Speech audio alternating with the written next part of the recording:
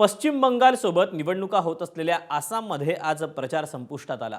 गुरुवारी तिथं मतदान होणार असताना सत्ताधारी भाजप आणि काँग्रेसमधला संघर्ष चांगलाच शिगेला पोहोचला। काँग्रेस प्रवक्ते पवन खेरा यांच्यावर गुवाहाटीत गुन्हा दाखल झाला असून यावरून दोन्हीकडून आरोप प्रत्यारोप सुरू आहेत। यात नेत्यांची घसरलेली भाषा लक्ष वेधून घेते। पाहूया। राहुल गांधी भी पागल है, ये पवन खेरा उससे भी ज्यादा पागल है। वो भाग गया ना, अभी कल सुबह 6 बजे ही वो गुवाहाटी से भाग गया।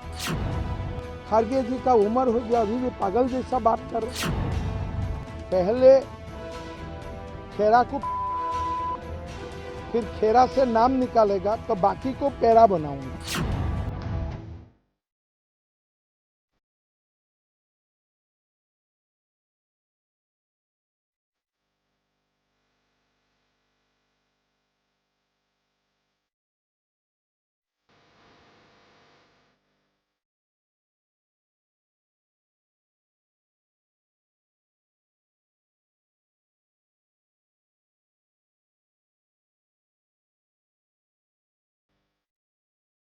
आसाम निवडणुकीच्या निमित्तानं देशाच्या राजकीय संस्कृतीचा आसामचे मुख्यमंत्री हिमंता बिस्वा सर्मांनी असा खिमा केला।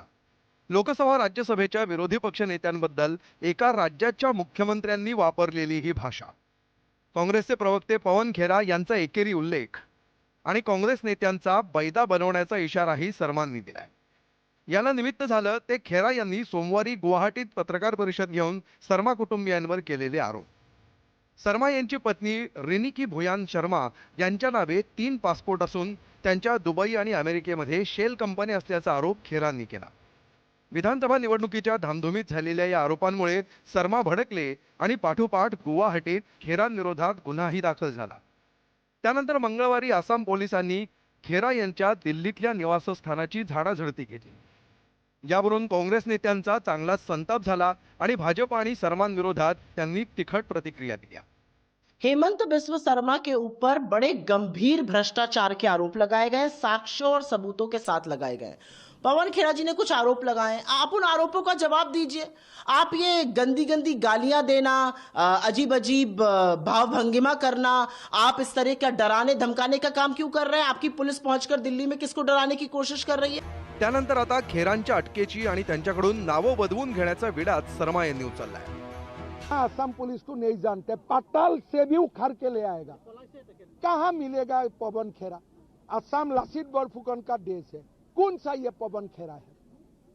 पाताल में भी लुकेगा तो हम उठा के लेके आएगा। तुम बताओ ये कागज तुम किसको दिए थे? मेरा डाउट है ये कागज राहुल गांधी दिए थे उनको। सो ये मुकदमा राहुल गांधी तक जाएगा। पहले खेरा को, फिर खेरा से नाम निकालेगा तो बाकी को पेड़ा बनाऊंगा। शर्मा यांच्या या इशाऱ्यावर काँग्रेस अध्यक्ष मल्लिकार्जुन खरगे चांगलेच आक्रमक झाले आणि त्यांनी आपण घाबरत नसल्याचं सांगितलं। अगर एफआईआर करते हैं करने दो, उसको कोई डरता है? जो होता है हम फेस करेंगे। गिरफ्तारी की तलवार लटकती। अरे गिरफ्तार ऐसे बहुत देखे हैं हम।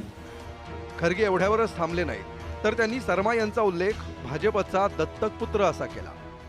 अडॉप्टेड सन आपका न खाऊंगा न खाने दूंगा, तो खुद भी अपने पार्टी के लिए खूब पैसा जमाते हैं और अपने अडॉप्टेड सन को भी खूब खाने देते हैं। एबीपी माझा, उघडा डोळे बघा नीट।